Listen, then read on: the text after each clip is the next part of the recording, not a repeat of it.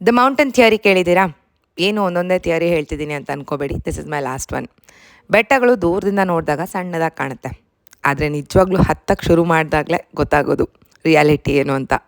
ಸ್ಟಾರ್ಟಿಂಗಲ್ಲಿ ಈಸಿ ಅಂತ ಅನಿಸ್ತಾ ಇರುತ್ತೆ, ಬಟ್ ಕ್ಲೈಂಬ್ ಮಾಡ್ತಾ ಮಾಡ್ತಾ ಪಾತ್ ನ್ಯಾರೋ ಆಗ್ತಾ ಇರಬೇಕಾದ್ರೆ ಸಾಕಷ್ಟು ಸ್ಟ್ರಗಲ್ಸ್ ಮುಂದೆ ಬರುತ್ತೆ.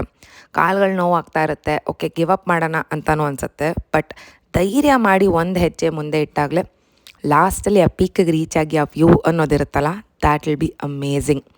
ಲೈಫ್ ಕೂಡ ಇಷ್ಟೇ, ಸಾಕಷ್ಟು ಸ್ಟ್ರಗಲ್ಸ್ ಅನ್ನೋದು ಬರುತ್ತೆ. ನಾವು ಮೇಲೆ ಹೋಗಬೇಕು ಅಥವಾ ಜೀವನದಲ್ಲಿ ಮುಂದೆ ಹೋಗಬೇಕು ಅಂತಂದಾಗ ಕೆಲವರು ಗಿವ್ ಅಪ್ ಮಾಡಿಬಿಡ್ತಾರೆ, ಬೇಡ ನನ್ನ ಕೈಲಿ ಆಗಲ್ಲ ಅಂತ.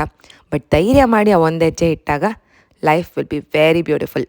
ಆ್ಯಂಡ್ ಮೇಲೆ ಪೀಕ್ ಹೋಗಿ ಹಿಂದೆ ತಿರುಗಿ ನೋಡಿದಾಗ ಅಯ್ಯೋ ಇಷ್ಟೇನಾ ನಾನು ಬಂದಿರೋ ದಾರಿ ಅಂತಲೂ ಅನಿಸುತ್ತೆ. ಲೈಫ್ ಕೂಡ ಅಷ್ಟೇ.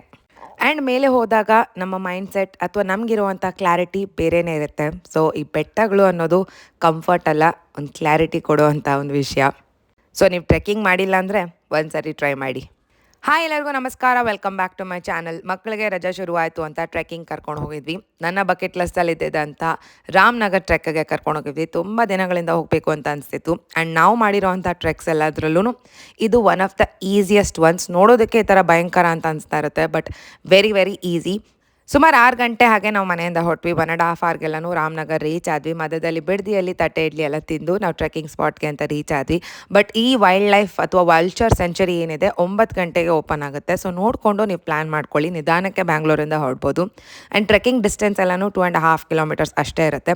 ಸೊ 1 ಅವರ್ಗೆಲ್ಲನೂ ನಾವು ಪೀಕ್ಗೆ ರೀಚ್ ಆಗಿ ಒಳ್ಳೆ ಕ್ವಾಲಿಟಿ ಟೈಮ್ನ ಸ್ಪೆಂಡ್ ಮಾಡಿ. ಇಲ್ಲಿ ದೇವಸ್ಥಾನ ಕೂಡ ಇದೆ, ರಾಮನ ದೇವಸ್ಥಾನ. ಸೊ ತುಂಬಾ ಚೆನ್ನಾಗಿರುತ್ತೆ. ಮಕ್ಕಳನ್ನ ಕರ್ಕೊಂಡೋಗಿ ಒನ್ ಡೇ ಔಟಿಂಗ್ ಅಂತಂದರೆ they will really love it. Trekking ಎಲ್ಲ ಮುಗಿಸ್ಕೊಂಡು ಮನೆ ಕಡೆ ಪಯಣನ ಶುರು ಮಾಡ್ಕೊಂಡ್ವಿ. ಲಂಚ್ ಎಲ್ಲ ಮುಗಿಸಿ ಡೇನ ಕೂಡ ಎಂಡ್ ಮಾಡಿದ್ವಿ. ಇದಾದಮೇಲೆ ಏನು ಶೂಟ್ ಮಾಡೋದಕ್ಕಾಗಲಿಲ್ಲ. Thank you so very much for watching. ಸಿಗೋಣ ಇನ್ನೊಂದು ಮಿನಿ ವ್ಲಾಗಲ್ಲಿ. ಅಲ್ಲಿವರೆಗೂ ಟೇಕ್ ಕೇರ್ ಆ್ಯಂಡ್ ಬಾಯ್.